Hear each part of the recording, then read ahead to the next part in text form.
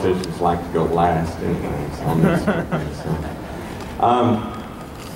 I enjoyed Brad's talk because over and over again I could see aspects of things that we do in this country that we think are pretty normal.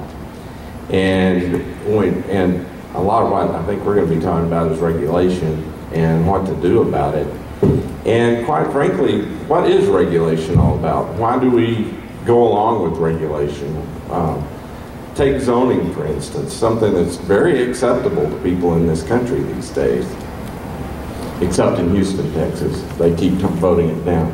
But anyway, well, it's the idea that we can create a more perfect world. It's the idea that through government, we can make our communities better. It's through some sort of a committee, through some sort of appointed officials, we can make our lives better. We do the same thing with licensing, where you can't practice a profession without some sort of credential, because it's supposed to make us all safe, right?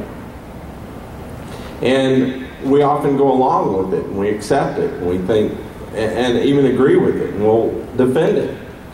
Public education. I have a colleague, former colleague, even at the Goldwater Institute that I mentioned one time. Public education is socialism. It is by definition. And I was argued with over this fact. Well, it is by definition. Socialism is government ownership and control of resources. And that's what public education is. And yet, we accept it. And we argue that in fact it's American.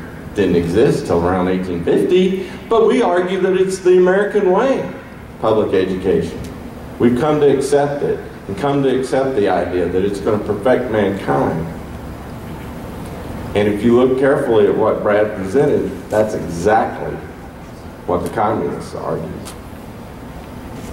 So it's not like there's not a ripe bed for communism to take hold of in this country.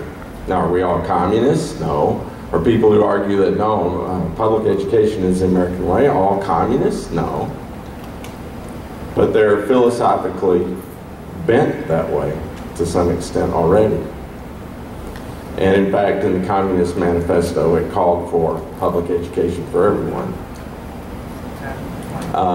So we need to understand more deeply what it is that we believe and realize that the Founding Fathers, remember, the pursuit of property. They considered property ownership absolutely fundamental to freedom. Now, did they get it completely right? No.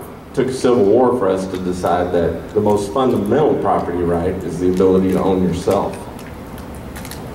But the most fundamental property right is to decide what you do with yourself. How you work, where you live, how you live, and to not have it determined for you by a committee. But we accept that all the time.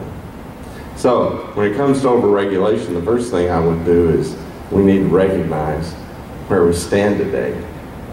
We need to recognize that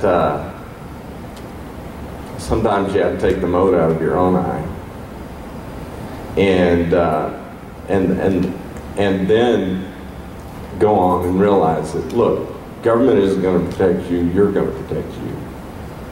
And knowing that, and realizing that, we can come up with private institutions to protect ourselves in markets.